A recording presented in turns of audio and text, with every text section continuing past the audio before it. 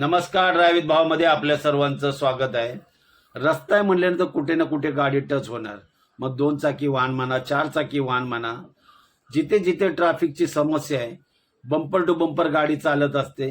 मुंबई म्हणा किंवा पुणे सिटी म्हणा, तिथे बंपर टू बंपर गाड्या चालतात. तर कधी कधी एखाद्या वाहन चालकाचा क्लचवरचा पाय थोडासा जर निघाला तर गाडी पुढे सरकली जाते, टच होते. त्याच्यामुळे वाद होतात, विवाद होतात, भांडण होतं.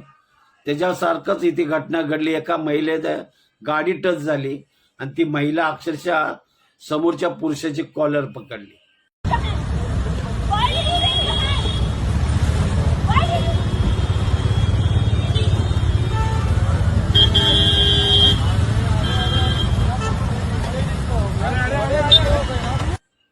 मी का असं सांगतो, 2 दिवसापूर्वी मी माझ्या साहेबांना घेतलं सांताक्रूज विमानतळावरून आणि सीएसटी रोडला आलो. अक्षरशः तिथे इतकी ट्रॅफिक असते.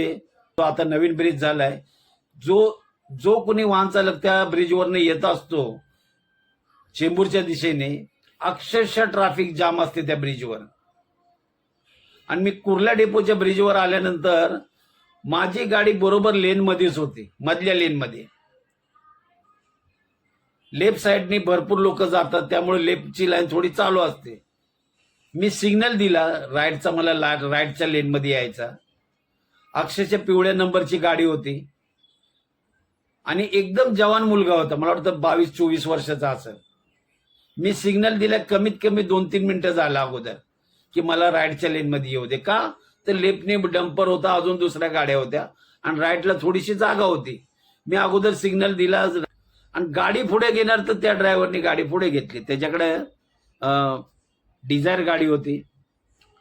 अक्षरशः अशी घुसवली त्यांनी की त्याची लेफ्टची माझी राईटची टायरच्या पुढेपर्यंत पूर्ण घासलं त्याने.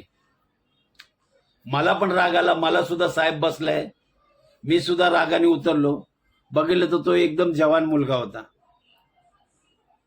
काय बोलणार त्याला, कारण त्याला ऑलरेडी जागा होते.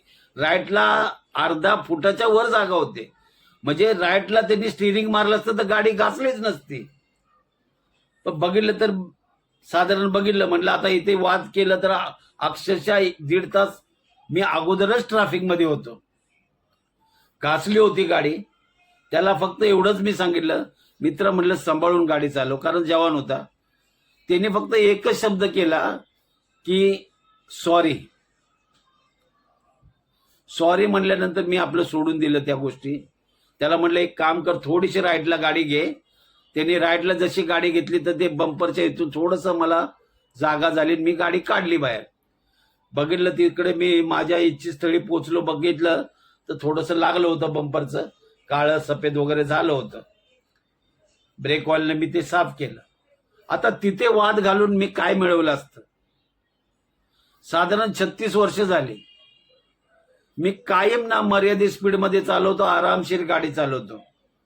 त्यामुळंच आतापर्यंत अजूनपर्यंत कुणी 1-2 कॉलरपर्यंत आपल्या हात टाकला. का तर चुकी त्यांची असून सुद्धा, 2 चाकी वाहन किंवा रिक्षावाल्यांची चुकी असून सुद्धा त्यांनी 2-3 वेळा आपली कॉलर पकडली.